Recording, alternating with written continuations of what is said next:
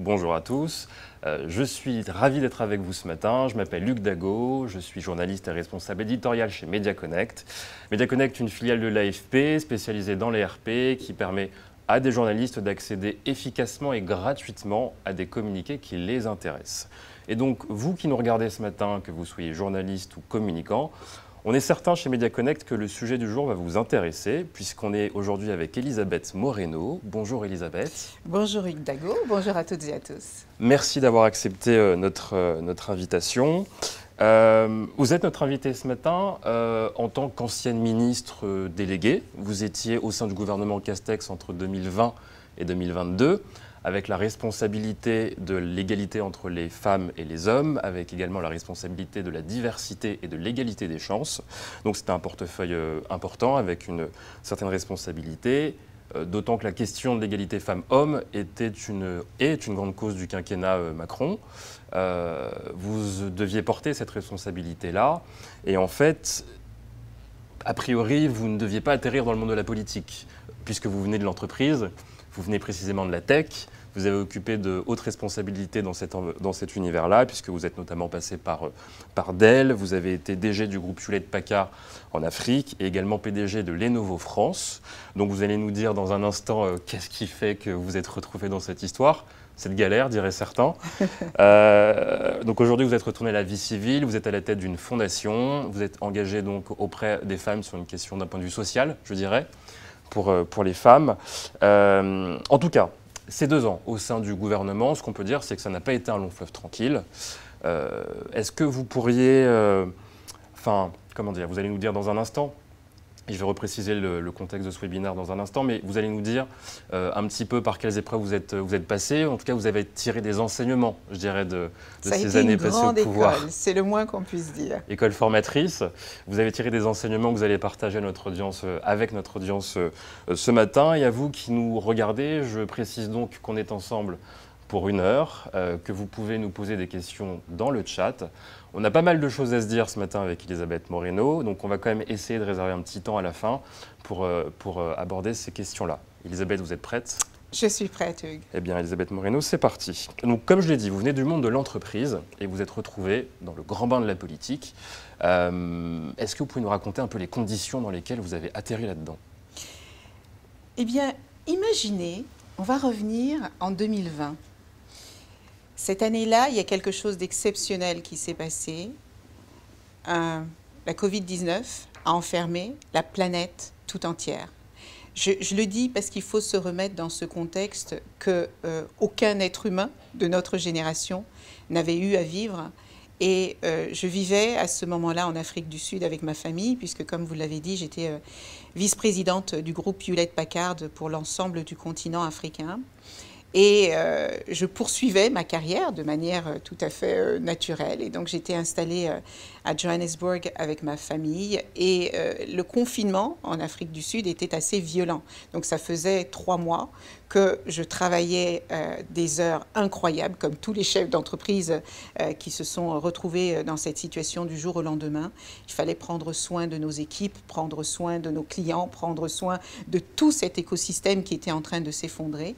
Et mon focus n'était que là-dessus. Et puis, on est un samedi soir, je m'en souviens bien parce que le matin, j'avais participé à distance à l'événement du Cercle des économistes qui a lieu chaque année, porté par Jean-Hervé Lorenzi et toute sa belle équipe. Et le soir, comme beaucoup de familles, le téléphone est mis de côté, on dîne et puis on regarde un film. Et puis au moment d'aller se coucher, je prends mon téléphone pour le mettre en charge et je vois plein d'appels en absence. Et je panique parce que vous vous souvenez qu'à ce moment-là, tous les jours, on décomptait le nombre de personnes mortes. Et il se trouve que mes parents, qui sont âgés maintenant, vivent au Cap-Vert, qu'une autre partie de ma famille vit en Europe, que j'ai des amis un peu partout dans le monde. Donc à quoi vous pensez dans un moment aussi anxiogène? Au pire. Vous pensez au pire. Et donc j'écoute mon répondeur, le cœur battant la chamade, et j'entends « Bonjour madame, ici Matignon, est-ce que vous pourriez nous rappeler ?» Et je me tourne vers mon mari, et les larmes me montent aux yeux, et je lui dis « C'est tellement grave que c'est Matignon qui appelle. » Et donc, je pense à une catastrophe à un acte terroriste. Bref, j'envisage le pire. Et donc, il est à peu près 11h30, 23h30. J'appelle et je tombe sur une jeune femme, comme s'il était 9h du matin. « Oh, bonjour, Madame Moreno, nous avons essayé de vous joindre toute la soirée. Ne quittez pas, je vous passe Nicolas Revel. » Moi, à ce moment-là, je ne sais pas qui est Nicolas Revel. Et je lui dis « Mais qui c'est ?» Elle me dit « C'est le directeur de cabinet du nouveau Premier ministre, Jean Castex. » Je dis « D'accord. » Et je ne sais pas ce qui va se passer. Et j'ai cette discussion avec Nicolas Revel qui me dit Madame Moreno, peut-être que vous ne suivez pas l'actualité politique en France. Bien sûr que je la suis, parce que je suis très attachée à mon pays et à ce qui s'y passe. Et il me dit nous sommes en train de recomposer le gouvernement et nous aimerions savoir si vous pourriez nous rejoindre. Et là, vous avez tout le stress qui retombe parce que vous vous rendez compte que personne n'est mort, etc. Et donc, nerveusement, j'éclate de rire. Et je lui dis, écoutez, vous devez vous tromper de personne parce que moi, je m'appelle Elisabeth Moreno. Je vis en Afrique du Sud avec ma famille. Je dirige le groupe Hewlett-Packard. J'ai jamais fait de politique. J'ai jamais eu l'intention de faire de la politique. Et donc, je ne dois pas être la bonne personne. Et il me dit, nous savons parfaitement qui vous êtes. Nous connaissons vos engagements et nous aimerions savoir si vous voudriez rejoindre le gouvernement. On est samedi, à ce moment-là. On est samedi soir. Samedi soir. Et il me dit, je vais vous passer le Premier ministre. Et pour moi, c'est surnaturel, mais vraiment surnaturel.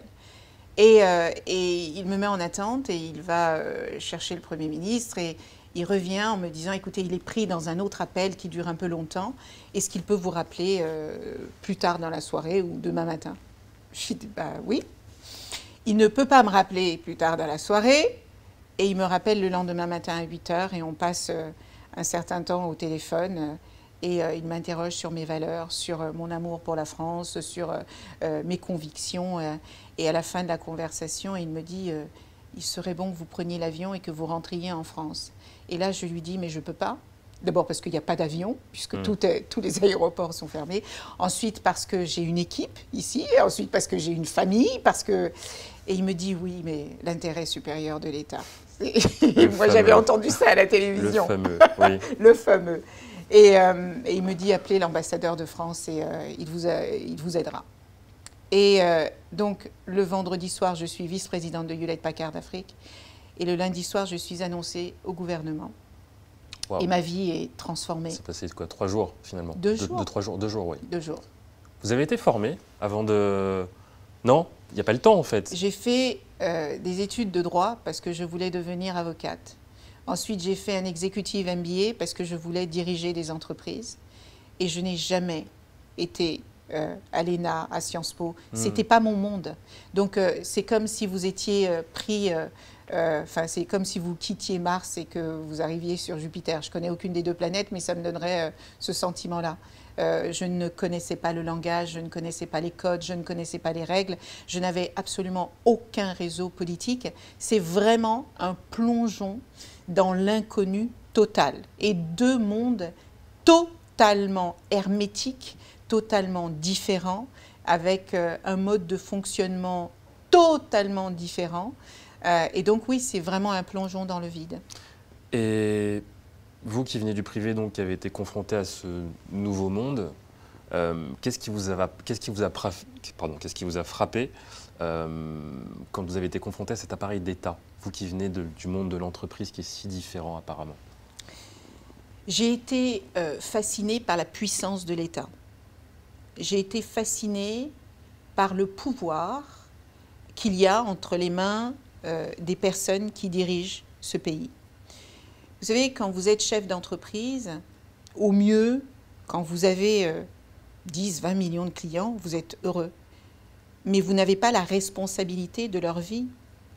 Vous n'avez pas la responsabilité de faire en sorte que ces gens vivent mieux, qu'ils aient de l'espoir, qu'ils croient en l'avenir, que vous puissiez sauver des vies. Vous l'avez dit tout à l'heure, moi j'avais en charge la question de l'égalité entre les femmes et les hommes. Et l'actualité que nous vivons aujourd'hui est assez parlante sur ce sujet. Quand vous prenez les bonnes décisions, quand vous protégez les femmes qui sont victimes de violences sexistes et sexuelles, quand vous permettez à ceux qui n'ont rien d'avoir la chance de pouvoir s'accomplir et se réaliser, vous pouvez transformer des vies. ou alors vous pouvez détruire des vies. Et donc, ce sentiment d'avoir la responsabilité de vie humaine entre vos mains et de rendre possible ce qui est souhaitable, parce que pour moi, la politique, c'était ça, et c'est pour ça que j'ai accepté de rentrer en politique, c'est pour pouvoir transformer en mieux la vie de personnes qui sont laissées sur le bas-côté du progrès, des transformations, des avancées, du pouvoir. Et ce qui m'a fascinée, c'est vraiment ça, c'est cette possibilité que l'on a de rendre les choses meilleures ou pires. Est-ce que votre étiquette, entre guillemets, a eu une incidence, là d'où vous venez, je veux dire, ça a eu une incidence sur la perception qu'on avait de vous, aussi bien dans l'appareil d'État que, par exemple, je ne sais pas, les journalistes, par exemple? Bah, oui, bien sûr, parce que la première chose que les journalistes ont dit de moi, c'est que j'étais une illustre inconnue.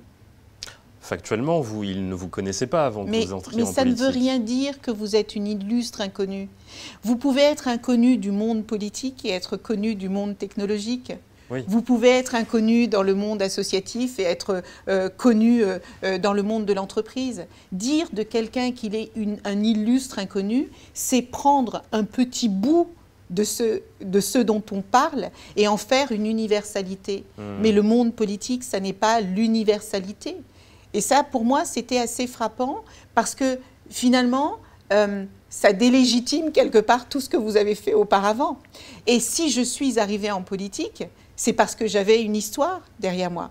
Mais cette histoire-là, elle ne comptait plus parce que j'étais arrivée dans le monde politique et que dans le monde politique, effectivement, je n'avais pas d'histoire. Mais c'est intéressant la manière dont mon arrivée a été annoncée parce que tout ce qui comptait, c'était que je ne venais pas du monde politique. Et moi, j'ai l'intime conviction que ce qui fait avancer le monde, c'est la diversité des expériences. Si vous faites toute votre carrière dans le monde journalistique, toute votre carrière dans le monde de la communication, il y a tout un univers qui vous manque. Et donc, vous ne pouvez pas parler du monde comme si vous le connaissiez, puisque vous n'en connaissez qu'une infime partie. Donc, évidemment, j'ai été d'abord surprise par ça, et puis ensuite... Vexée, j'ai l'impression. Non, pas vexée. J'ai juste découvert que j'étais rentrée dans un nouveau monde, et qu'effectivement, je ne connaissais pas les codes de ce monde, et que j'allais le découvrir parfois à mon insu. Parce que, vous voyez, quand on arrive dans une entreprise, ce que vous faites, c'est que vous commencez déjà par comprendre où vous mettez les pieds, par découvrir l'écosystème, par découvrir l'historique, par découvrir les personnes, les codes, les langages. Quand je suis arrivée en politique, j'ai des journalistes qui m'ont contactée à la seconde même où j'avais été annoncée, alors même qu'ils savaient que je ne venais pas de ce monde et que donc je n'avais rien d'intéressant à dire sur le portefeuille qui était le mien, mais qui avaient absolument besoin d'être les premiers à raconter des histoires sur moi. Et je leur ai répondu avec...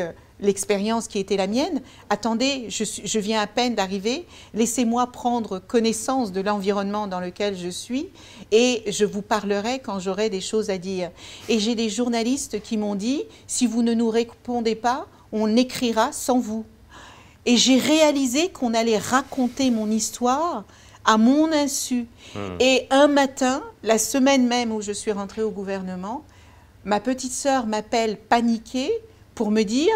on vient de m'envoyer un article qui dit que je suis morte. Je suis dit, mais non, c'est pas possible, envoie-le-moi. Et effectivement, un journaliste avait écrit que j'étais arrivée en France suite à un drame familial, suite à l'accident de ma petite sœur qui était morte. Voilà.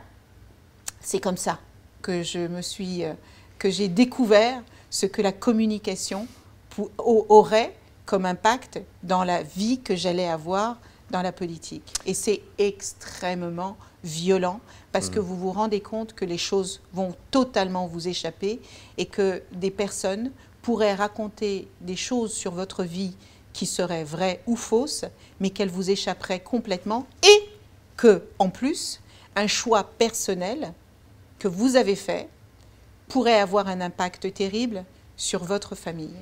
Comment on fait, de votre point de vue, quand on n'a pas la main sur le narratif, justement, et que donc on l'écrit à votre place? on reste droit et on raconte notre propre histoire pour éviter qu'elle soit dévoyée. Le problème, c'est que quand quelqu'un écrit quelque chose sur vous, que ce soit vrai ou pas, c'est imprimé. Et c'est encore plus grave aujourd'hui avec l'impact des réseaux sociaux. Des journalistes ont écrit des énormités me concernant, et même si ces énormités sont fausses, elles sont imprimées. Le Parisien a écrit un jour que pendant que je menais ma carrière, entre guillemets, je ne m'occupais pas de ma famille. C'était pas en 1980, hein, c'était pendant que j'étais en politique. Deux hommes journalistes qui vous renvoient en pleine face le fait que, en tant que femme, il vaut peut-être mieux que vous vous occupiez de votre famille plutôt que d'essayer de rendre le monde meilleur. Et en fait, cette expérience-là est assez choquante parce que moi, je me suis engagée parce que je suis une idéaliste, parce que j'ai des valeurs et des principes. Et je suis rentrée en politique avec beaucoup de naïveté parce que je croyais qu'en rentrant en politique, j'allais travailler sur l'intérêt général, sur le droit des femmes, sur le droit des personnes issues de la diversité, les fameuses minorités, faire en sorte qu'il y ait une véritable égalité des chances. Et en vérité, ce n'est pas du tout ça qui se passe. Et c'est en ça, en fait, on dit que les médias, c'est le quatrième pouvoir. Et en vérité, je pense que les médias, aujourd'hui, si on prenait le ranking ou le classement, je pense qu'ils ont que vous avez un pouvoir encore plus important qu'à la quatrième position, parce que vous faites et défaites, et parfois sans véritablement prendre en considération l'impact que ça peut avoir sur des vies humaines. Donc des rapports compliqués avec les médias, au global, vous diriez? Je ne peux pas dire compliqué, parce que c'est le fait que je découvre comment les médias fonctionnent. Moi, en tant que chef d'entreprise... Après, pardon, je vous coupe, mais tous les médias, enfin, il y a des médias qui font bien leur travail et qui font des portraits... C'est ce que j'allais vous dire. C'est pour ça que je ne veux pas dire compliqué. Je vous parle de mon expérience et de ce que j'ai vécu et de ce qui m'a surprise. Parce que moi, j'avais évidemment un grand respect pour les journalistes dans la mesure où ce sont eux qui nous informaient. Vous savez, il y a une grande opacité dans le monde. Il y a énormément de choses que nous ignorons et pour lesquelles nous faisons confiance aux journalistes pour qu'ils nous rapportent ces choses, pour qu'ils nous partagent ces informations. Et moi, je me suis toujours documentée en tant que chef d'entreprise sur des sujets très techniques, et c'est vrai ou c'est pas vrai. Mais vous ne pouvez pas dire qu'un ordinateur fait telle chose et telle chose s'il ne les fait pas. Et en fait, en politique, vous pouvez dire des choses et vous laissez les gens libres de l'interprétation qui est la vôtre. Je n'étais pas habituée à ça. J'ai découvert cet environnement-là. Et quand vous me posez la question de savoir si c'était des rapports difficiles, j'ai eu d'excellents rapports avec plein de journalistes, comme j'ai été stupéfaite de la malhonnêteté et du manque d'éthique de certains journalistes qui, pour faire le buzz, sont prêts à raconter tout et n'importe quoi. Il y a les journalistes et il y a, bon, on revient plus spécifiquement sur votre portefeuille. Donc vous avez une mission qui était effectivement l'égalité femmes-hommes, la diversité, l'égalité des chances. Par rapport à la question des femmes, quels étaient vos rapports avec certaines féministes? J'ai eu, en préparant cet entretien, j'ai eu le sentiment que, pour le coup, c'était mouvementé.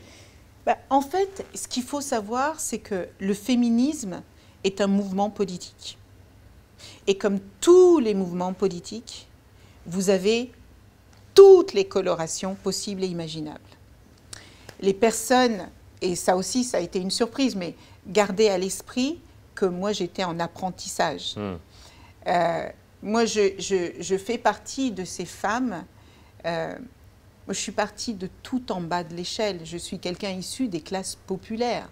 mes parents Une cité de l'Essonne, c'est ça? Oui, j'ai grandi, quand je suis arrivée en France, j'habitais d'abord à Belleville, mais le Belleville de la fin des années 70, c'est pas du tout le Belleville d'aujourd'hui.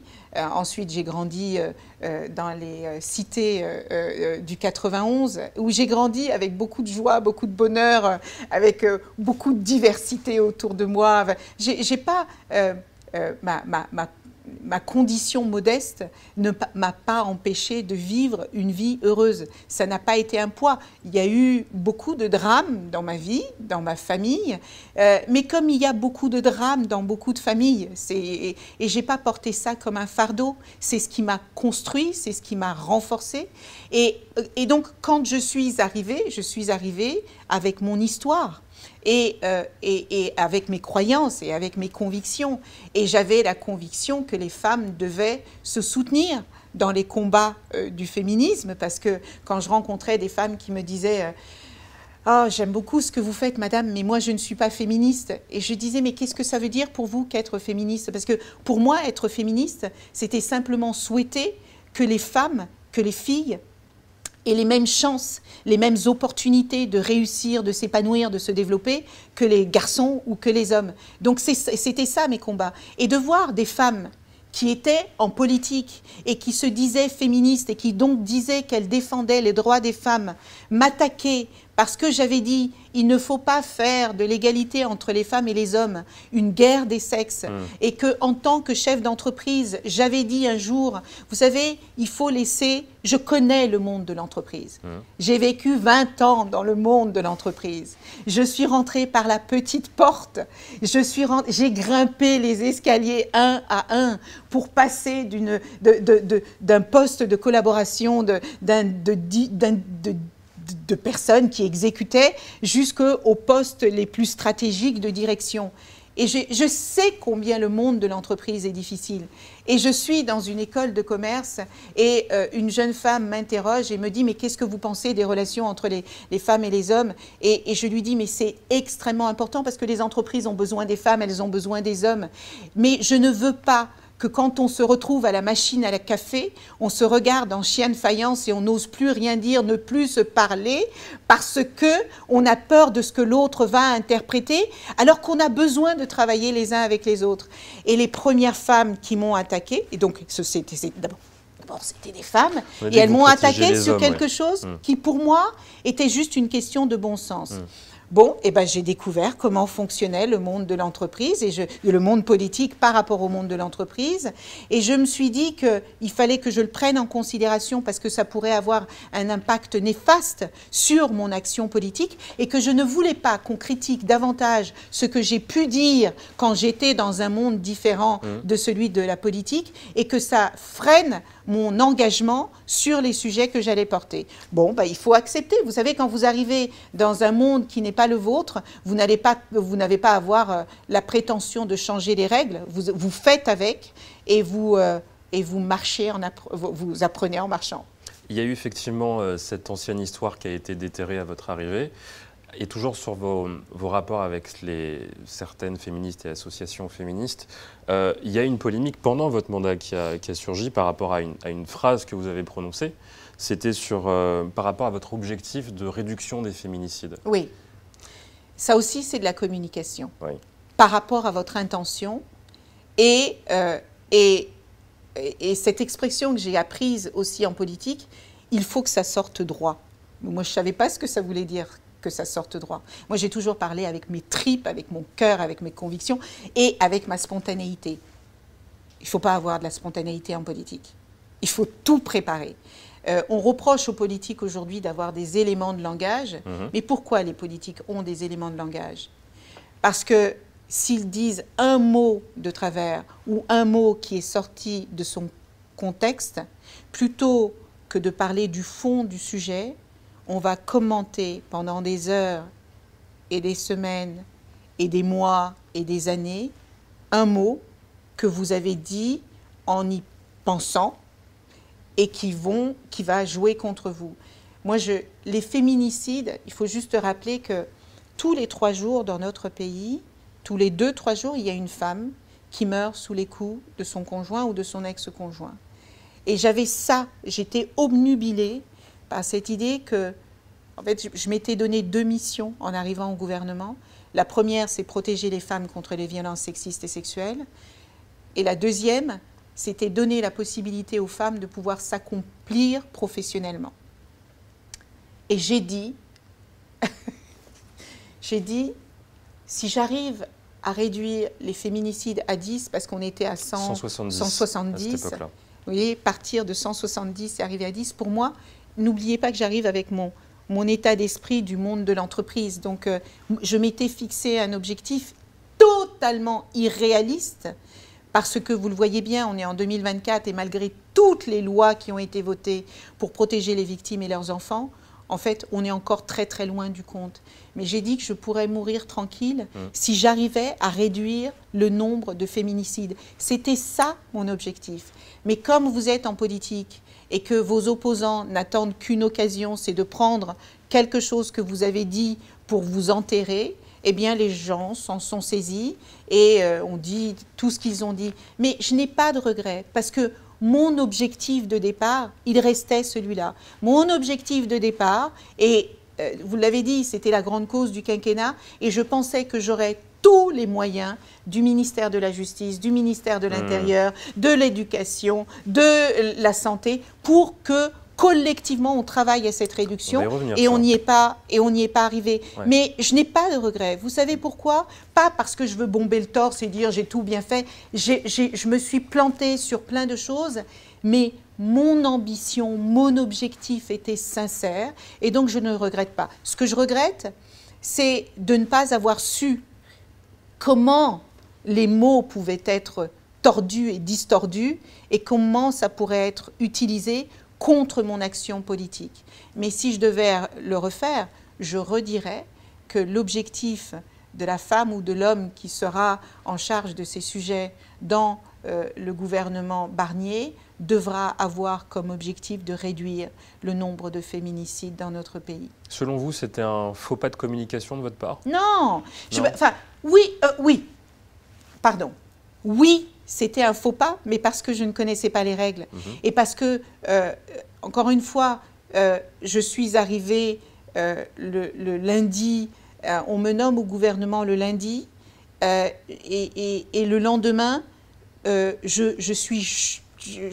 me jette à corps perdu dans l'action et que je n'apprends pas tous ces dangers de la communication. Vous n'êtes pas briefé avant? À ce moment-là, il faut que vous réalisiez, mais c'est vraiment fascinant et votre question est très juste. Mais ça arrive aussi dans le monde de l'entreprise, hein, où vous arrivez et on vous donne les clés et on vous dit « conduis ». Et donc, que vous ayez le permis ou pas, il faut que vous appreniez à conduire. Et vous n'avez pas le temps d'apprendre. Et on va vous briefer, on va vous dire donc voilà les sujets importants, etc. Mais au bout de... Vous ne pouvez pas prétendre. Et moi, je suis quelqu'un de très consciente de ce que je suis capable de faire, mais de ce que je ne sais pas. Et je ne connais pas les codes de la communication en politique au moment où je donne cette interview. Donc je parle avec mon cœur, je parle avec mes tripes. Et c'est ce qu'après on va vous reprocher. Et c'est ça le paradoxe de la communication. Parce que d'un côté, on va vous reprocher d'utiliser des éléments de langage et donc de ne pas être sincère. Et quand vous êtes sincère, on l'utilise contre vous. C'est schizophrénique. Quand on se retrouve en plein bruit médiatique, je dirais, qu'il y a une polémique XY, comment on fait pour se dépêtrer de ces situations-là? Moi, j'ai choisi de me concentrer sur ce que je savais bien faire, parce que quand vous arrivez dans un environnement qui n'est pas le vôtre, vous devez apprendre les codes et les règles de cet environnement, mais vous devez aussi vous raccrocher à ce que vous savez faire. Et vous avez parlé tout à l'heure de mes relations avec les féministes, vous avez parlé du 10% qui dysfonctionnait, mais j'ai eu d'excellentes relations avec les féministes. Je continue aujourd'hui de travailler avec plein d'associations féministes, la Fondation des femmes, Save the Children, enfin plein d'associations. J'étais le week-end dernier avec l'association des familles de victimes des féminicides pour les 3e assises nationales de lutte contre les féminicides. Je continue de travailler avec des associations avec lesquelles nous avons porté ce sujet en commun. Sans ces associations, je n'aurais jamais fait autant que j'ai fait quand j'étais au gouvernement. Donc j'insiste là-dessus parce que c'est aussi ça le problème, je crois, de mon humble avis, c'est aussi ça le problème que nous avons dans la communication aujourd'hui, c'est que nous parlons beaucoup de ce qui dysfonctionne, ce qui laisse peu de place à ce qui fonctionne. Vous voyez, pendant les 2 mois ou 3 suivant la dissolution, la parole raciste, xénophobe, antisémite s'est démultipliée dans notre pays comme jamais. Et on a eu le sentiment que les 68 millions de Français qui vivent dans ce pays sont toutes racistes, xénophobes, antisémites, LGBTphobes. C'est pas vrai. C'est pas vrai. C'est pas parce que se déverse sur les réseaux sociaux cette parole-là, que dans les médias vous n'entendez parler que d'une députée frontiste qui dit que son dentiste est musulman ou je ne sais quoi. Mais c'est pas ça la réalité des Français. Vous croyez vraiment qu'un Français qui vit dans les zones rurales, qui galère parce que c'est compliqué, c'est difficile, qu'une jeune fille qui habite dans un quartier populaire, vous croyez vraiment que c'est ça qui l'intéresse au quotidien? C'est pas ça. Donc c'est pour ça, encore une fois, que moi je reviens toujours sur le fait qu'il y a la communication et il y a la réalité de la vie des gens. Et dans la réalité, j'ai pu, grâce aux associations, grâce aux ministres qui étaient sincèrement engagés sur cette question, faire des choses fantastiques. Ceux qui étaient sincèrement engagés, ce qui sous-entend que peut-être certains l'étaient moins ou pas? J'y vois une malice, j'exagère. Vous allez me faire croire que vous pensez que tous les ministres sont sincèrement engagés sur leur sujet. Soyons sérieux. Vous nous le dire. Non. Non. C'est pas un scoop. C'est pas un scoop. Je veux dire, quand vous passez d'un ministère où vous avez une certaine expertise à un autre ministère sur un sujet que vous n'avez jamais traité de votre vie, voilà. Moi, j'étais dans un ministère, traiter la question de l'égalité entre les femmes et les hommes, de la diversité et de l'égalité des chances, c'est toute ma vie. Je suis une femme qui a subi toutes les discriminations possibles et imaginables. J'ai un handicap, j'ai grandi dans les quartiers populaires. Je me suis faite à la force du travail, de la sueur et des larmes. Je suis issue de la diversité. On me dit que je suis une Française de papier.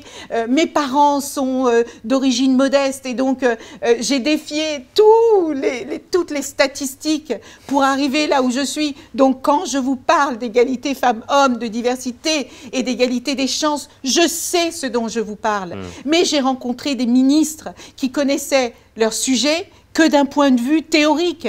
Alors ils sont tellement intelligents qu'ils vous donnent l'impression de les maîtriser. Mais au pire, ils s'en foutent.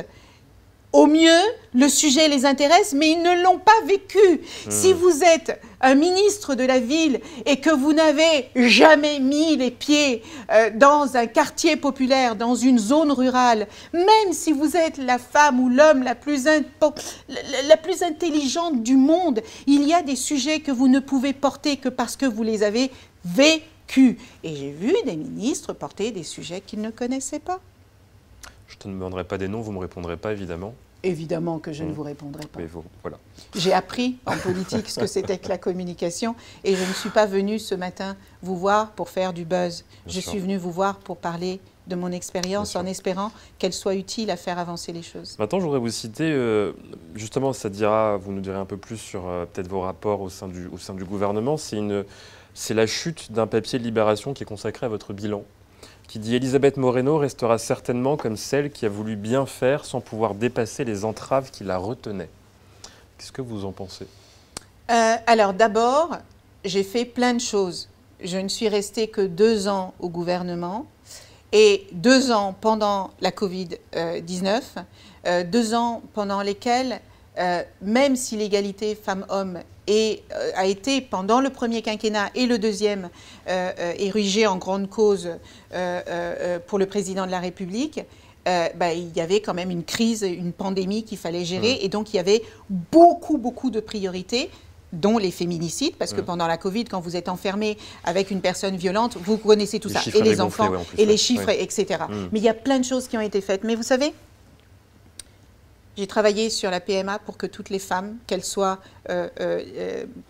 qu'elles soient lesbiennes, célibataires ou femmes mariées, puissent, quand elles le souhaitaient, pouvoir fonder un foyer. Quand vous rencontrez quelqu'un complètement par hasard qui vous arrête dans la rue et vous dit « Madame, merci, parce que moi, j'avais 45 ans, j'avais abandonné l'idée que je pourrais avoir accès à la PMA dans mon pays et je n'ai pas les moyens d'aller en Espagne ou d'aller aux États-Unis. Et grâce à vous, je viens d'avoir une petite fille. Ça vous fait quelque chose dans les tripes. Mon neveu vient d'avoir un petit garçon, un petit Zach. Et quand je suis allée le voir il y a 2 semaines, il me dit « Ah, merci, parce que grâce à toi, j'ai pu passer du vrai temps avec ma famille, avec mon bébé. Quand on a travaillé sur la loi de Marie-Pierre Rixain pour faire en sorte que les femmes qui ont du talent, qui ont des compétences, puissent briser les plafonds de verre pour accéder au poste de direction. On n'a que 3, faut-il le rappeler, on n'a que 3 femmes aujourd'hui encore dans notre pays qui dirigent des grands groupes du CAC 40. Ce n'est pas par manque de talent, de compétences et d'ambition, c'est simplement parce que les préjugés et les stéréotypes sont persistants. Quand on travaille sur la loi pour lutter contre les thérapies de conversion, ce sont des centaines et des milliers de jeunes que nous protégeons de l'inconscience de leurs parents qui pensent que l'homosexualité est une maladie et qu'il faut absolument les soigner. Donc, faire tout ça en 2 ans, dans une période aussi complexe que celle-là, je suis heureuse parce que tout ça, ça a pu changer certaines vies quand on met en place la plateforme de lutte contre les discriminations et que les gens vous disent... Aujourd'hui, avant, je me sentais seule quand on te dit dans la rue sale négresse ou qu'on te dit espèce de pédé et que tu ne sais pas vers qui te tourner, mais que le défenseur des droits est là pour t'entendre, pour te diriger vers les bonnes associations. En 2 ans, avec mon équipe, on a fait tout ça. Grâce aux associations, on a fait tout ça. Donc oui, j'ai été entravée parce que si j'avais connu les règles, les codes, eh bien, j'aurais pu aller beaucoup plus vite, j'aurais peut-être pu faire plus, mais je crois que nous n'avons pas à rougir de ce que nous avons fait dans le contexte et dans l'environnement dans lequel nous l'avons fait. Dans le bilan, il y avait aussi certaines des 46 mesures du Grenelle qui a été fait contre les violences essentielles conjugales. Et fondamentales. Plus 1000 on places a mené d'hébergement. les 46 mesures, on les a menées tambour battant. Et là encore, parce que j'ai pris mon expérience de chef d'entreprise, j'ai cet objectif, je veux qu'on l'atteigne. Et vous avez raison de le mentionner, on a plus que doublé le nombre de places d'hébergement pour les femmes et leurs enfants. Et bon, il y a des hommes aussi qui subissent des violences, mais aujourd'hui, c'est encore très largement des femmes et des enfants qui souffrent de ça. Alors oui, c'est jamais assez, sachant d'où on part. Mais quand même, on a fait beaucoup. Plus de 4 lois qui ont été votées en moins de 5 ans pour faire en sorte que les femmes trouvent leur place dans la société, qu'elles soient protégées contre les violences sexistes et sexuelles. Moi, j'ai travaillé, vous savez, pendant 2 ans. Je suis quelqu'un qui travaille beaucoup, mais je n'ai jamais autant travaillé de toute ma vie parce que je me sentais investie d'une mission. Et je suis, je crois que c'est l'expérience la plus extraordinaire de toute mon existence et Dieu sait que j'en ai vécu des choses. Mais est-ce qu'on peut caractériser les entraves que vous avez subies? Donc, qu'est-ce qui vous a entravé dans votre action? Est-ce que c'était au sein de l'équipe gouvernementale? Est-ce que vous avez en fait un ensemble de choses. D'abord, il y a des gens en France et ailleurs, partout dans le monde, qui pensent que la question de l'égalité entre les femmes et les hommes n'est plus un sujet. Et puis que dans notre pays, les femmes ont les mêmes droits que les hommes et qu'il faut arrêter et qu'on en fait trop et qu'on fait trop de bruit et qu'on est trop extrémiste, etc., etc. Mais quand vous voyez l'affaire Pellico, et j'ai un immense respect pour la dignité, le courage et la détermination de cette femme.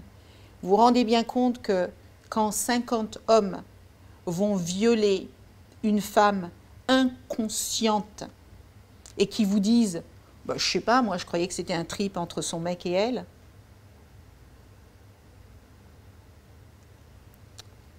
ou quand vous entendez des personnes dire « ça va quand même, quand pendant 10 ans…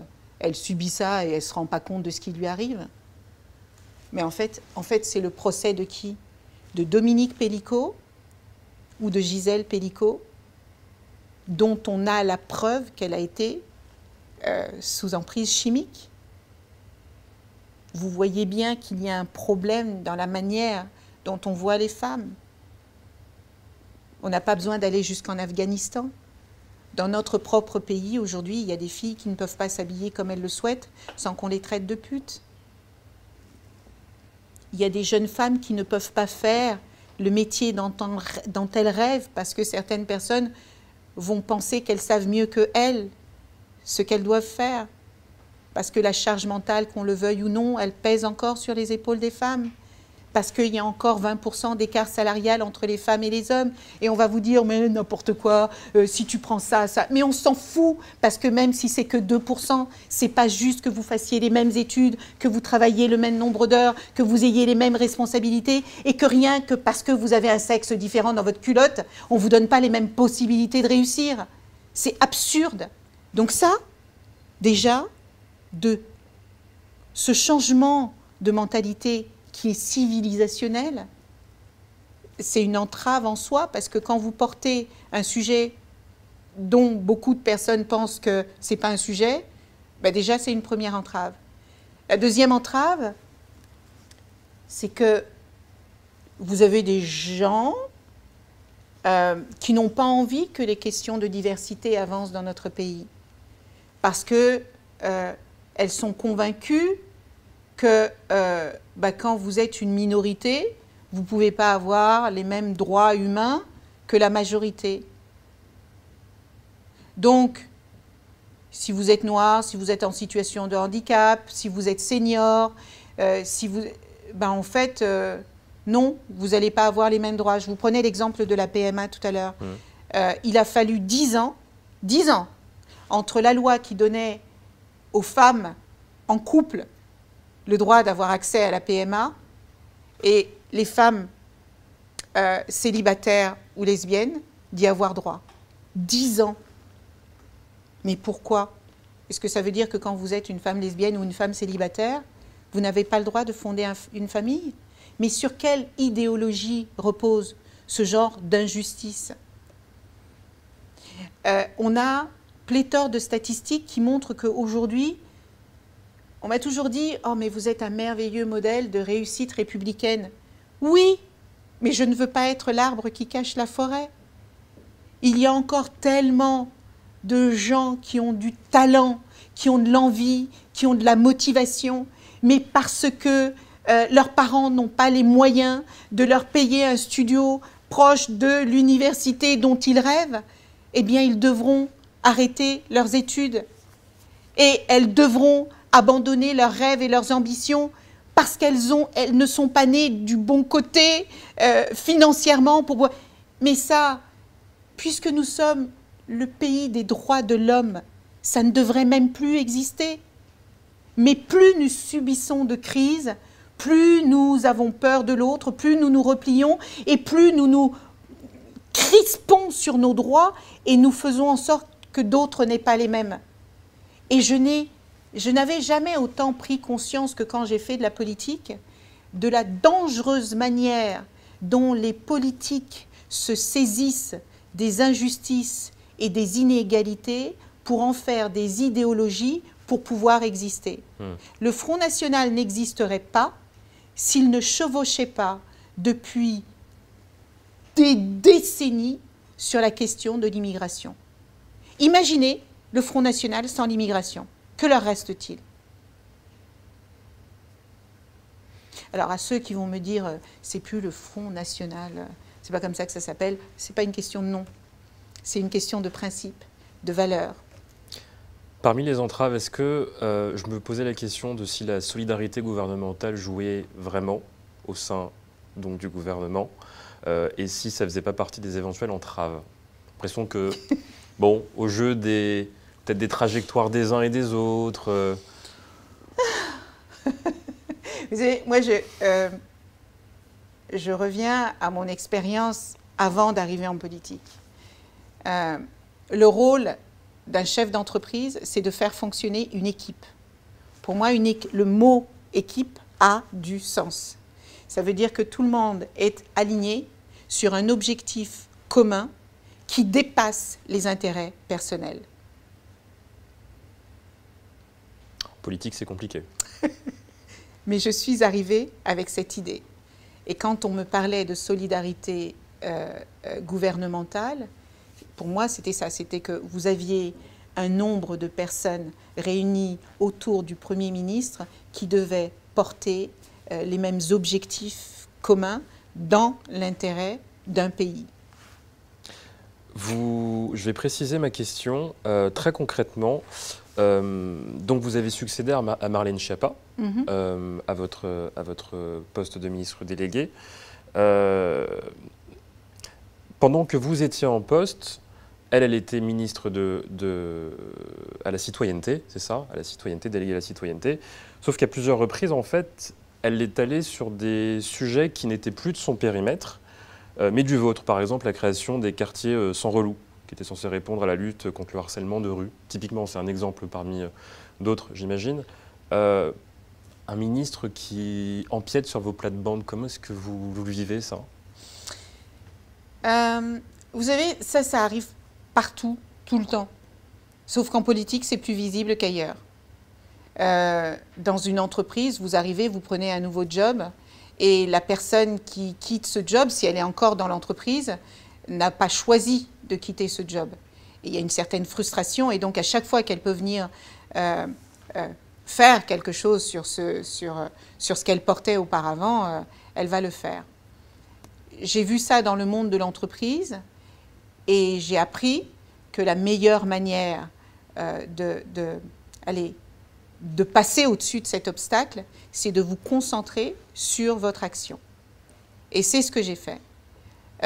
J'ai succédé à une secrétaire d'État extrêmement médiatique qui a parfaitement compris comment utiliser les médias, les réseaux sociaux, la communication pour être visible. Et en étant visible, elle rendait visible le sujet des violences faites aux femmes, des inégalités. Et je me souviens, dans mon discours en arrivant, lui avoir dit « Merci de vos actions parce que grâce à ça, vous avez pu faire parler de sujets qui n'étaient pas dans l'esprit des journalistes, etc. » Et je fais une parenthèse parce que moi j'étais quand même assez fascinée quand on voulait porter la loi de Marie-Pierre Rixain. En fait, les journalistes avaient une attention à double niveau sur les questions que je portais. Quand il y avait un féminicide, tout le monde se bousculait pour qu'on en parle. Mais quand on travaillait sur du fond et sur de la durée, j'avais toujours un peu de mal à les attirer sur ces sujets. Et Marlène Schiappa savait comment utiliser la communication parce que c'est son expertise. Elle vient de là, c'est sa formation. Moi, je ne venais pas de là, moi, je venais de l'action et du résultat. Et donc, bien sûr qu'elle avait compris que ces sujets, égalité femmes-hommes, diversité, elle n'avait pas la diversité, mais en tout cas, égalité femmes-hommes, c'était un sujet très à la mode, entre guillemets, qui intéressait de plus en plus et sur lequel il y avait tous les 2 jours, 3 jours, il y avait quelque chose à dire, puisque malheureusement l'actualité était sur ces sujets-là, et que j'ai découvert que les médias ou les journalistes travaillent sur l'actualité. Il m'arrivait de demander à mes équipes, à mon cabinet, de contacter les journalistes pour leur parler d'un sujet extrêmement important, et les journalistes répondaient « ben non, c'est pas dans l'actualité ». Mais en fait, si vous ne faites de la politique que sur de l'actualité, vous ne préparez pas l'avenir. Vous subissez ce qui se passe dans l'actualité, mais vous ne préparez pas l'avenir. Et je pense qu'elle avait parfaitement compris les règles et qu'elle les a utilisées pour elle et pour son sujet.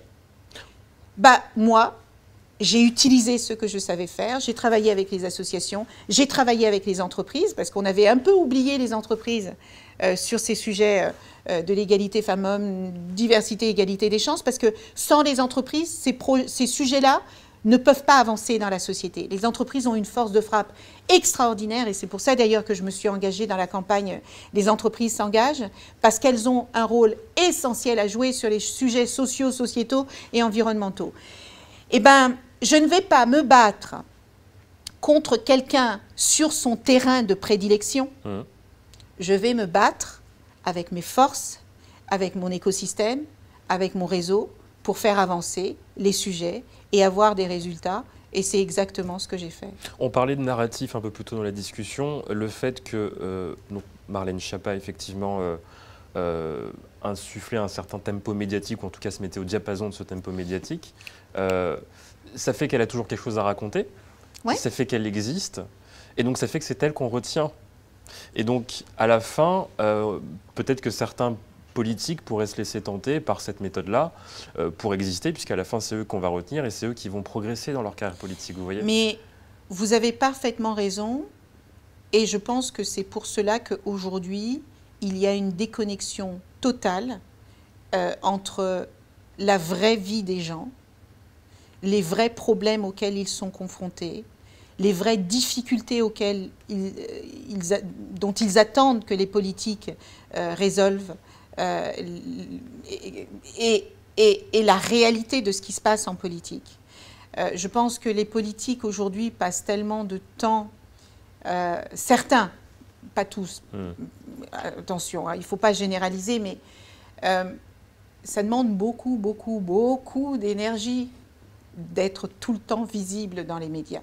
Moi, je le reconnais humblement, je n'ai pas envie de mettre ni mon temps ni mon énergie à exister dans les médias pour dire que ça ne m'intéresse pas et je ne sais pas faire. Je ne sais pas faire.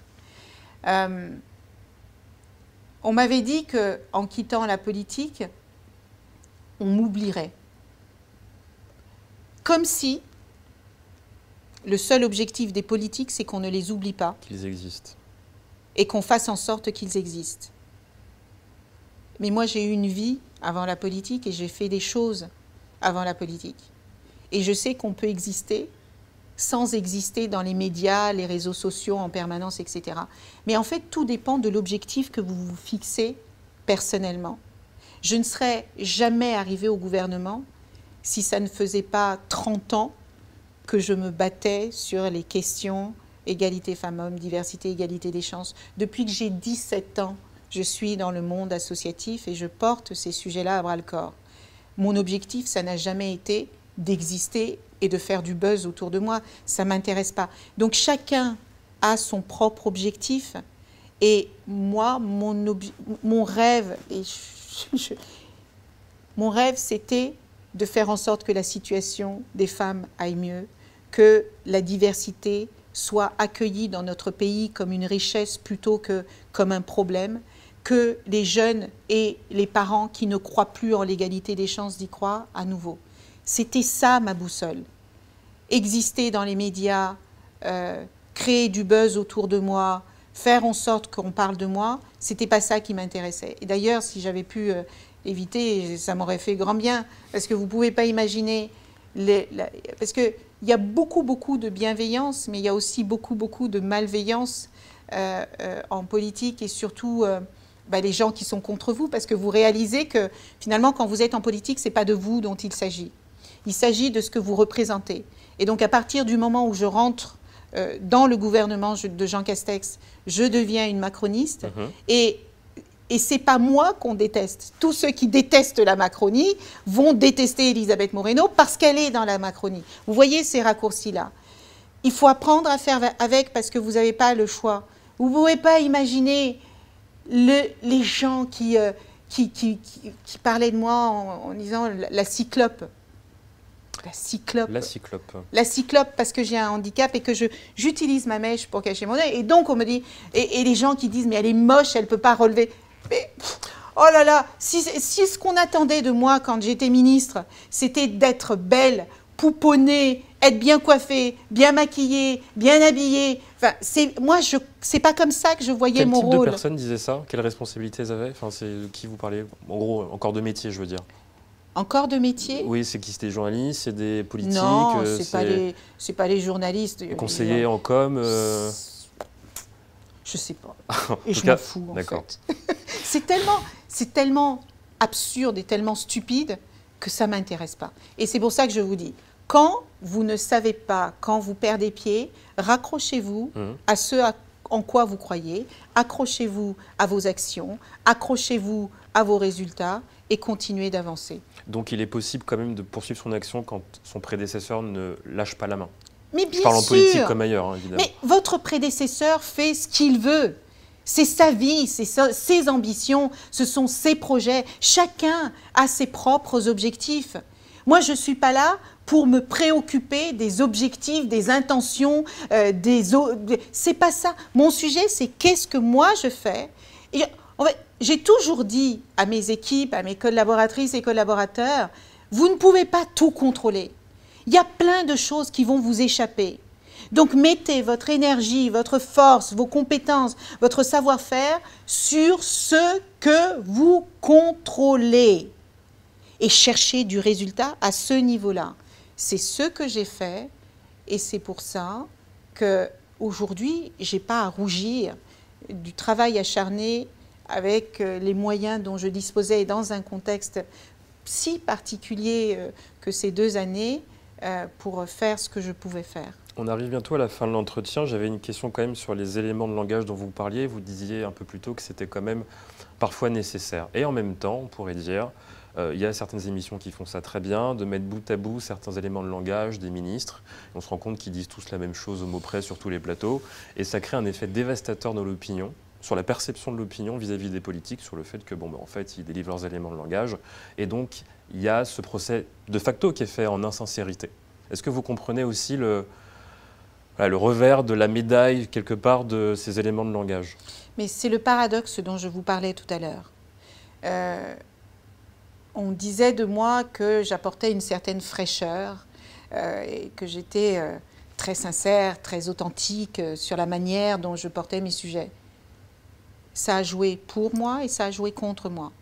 En fait, c'est ce fameux paradoxe dont je vous parlais tout à l'heure. C'est que soit vous avez des éléments de langage totalement désincarnés, où vous allez dire aux gens ce que vous pensez qu'ils ont envie d'entendre, et rien ne déborde, parce que c'est la seule manière d'éviter de vous en prendre plein la gueule.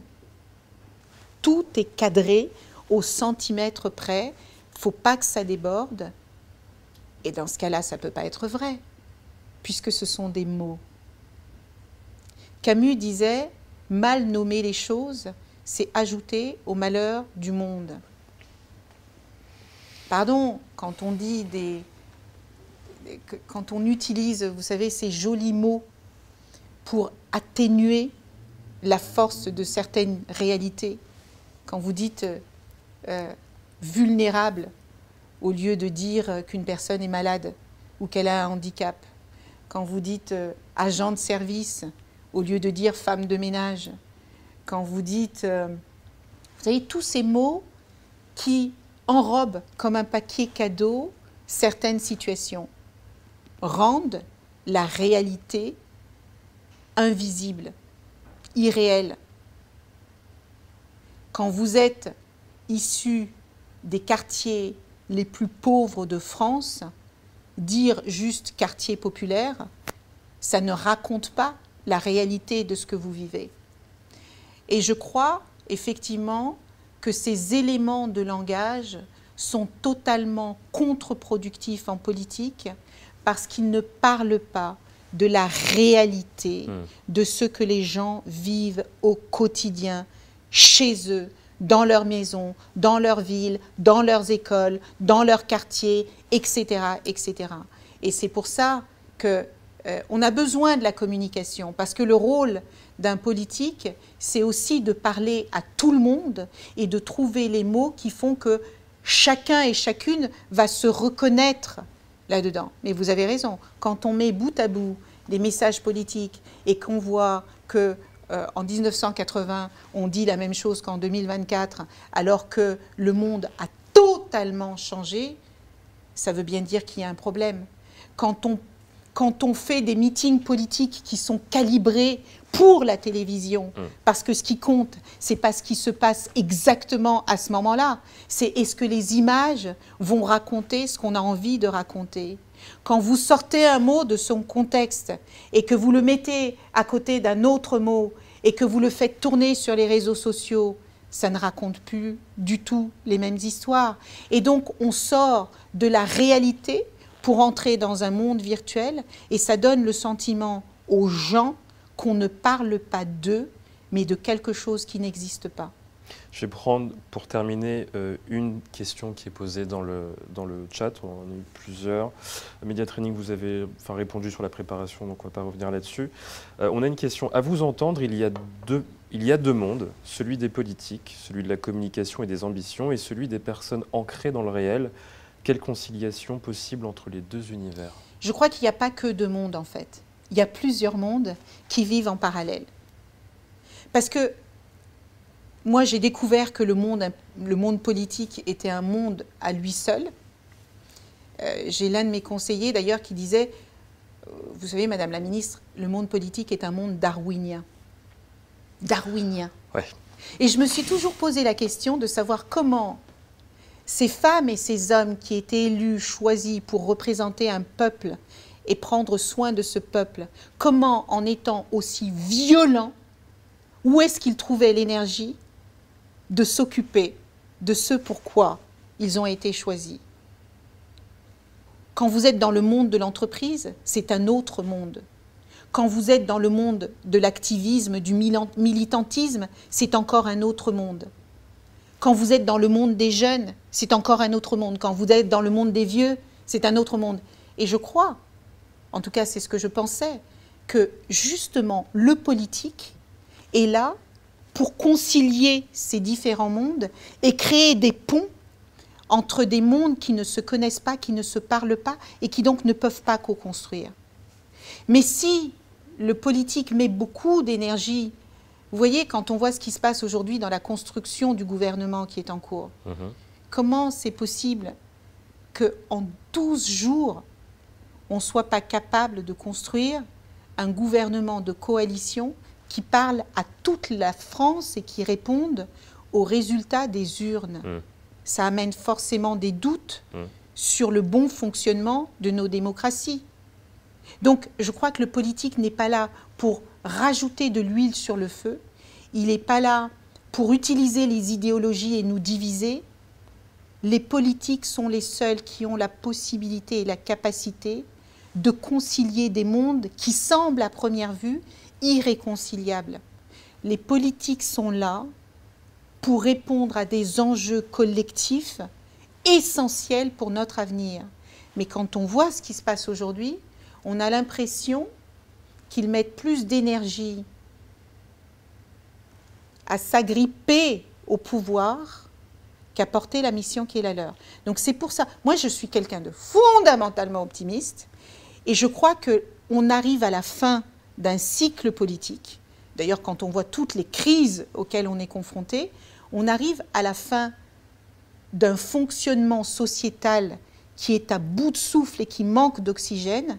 Et c'est une opportunité extraordinaire pour construire quelque chose qui fonctionne mieux, ou quand on parle d'inclusion, on n'a pas l'impression qu'on va exclure certaines personnes. Parce que si on parle d'inclusion, c'est parce qu'on est conscient qu'il y a des exclusions. Et aujourd'hui, le monde politique, c'est un monde d'entre-soi qui se déconnecte de certaines choses parce qu'il met trop d'énergie à se concentrer sur lui-même. Donc il faut ouvrir... Il faut ouvrir, parce que sinon on ne construit pas l'avenir. Et je pense que ce qui nous manque aujourd'hui fondamentalement, c'est ce que cette dame ou ce monsieur a posé comme question, c'est comment on réconcilie tous ces mondes qui sont une réalité. Et de ma fenêtre, il n'y a que les politiques qui sont capables de faire ça, à condition qu'ils se décentrent de leur intérêt personnel pour se centrer sur l'intérêt collectif. Parfait. Merci Elisabeth Moreno. Merci Hugues, c'était un plaisir d'être là. D'avoir été avec nous ce matin. Merci également à vous tous de nous avoir suivis. J'espère que cela vous aura intéressé. Je ne doute pas que ça a été le cas. C'était riche d'enseignements ce matin. Je précise que ce webinaire sera disponible en replay quelques temps après la fin de ce live, que vous pourrez donc le retrouver en replay, vous serez notifié par email. Je tiens à remercier également toutes les équipes de Média Connect et de l'AFP qui nous ont aidés à préparer cet entretien ce matin. Et il ne me reste plus qu'à vous souhaiter une très bonne journée, un très bon week-end et je vous donne rendez-vous sur mediaconnect.com. Au revoir.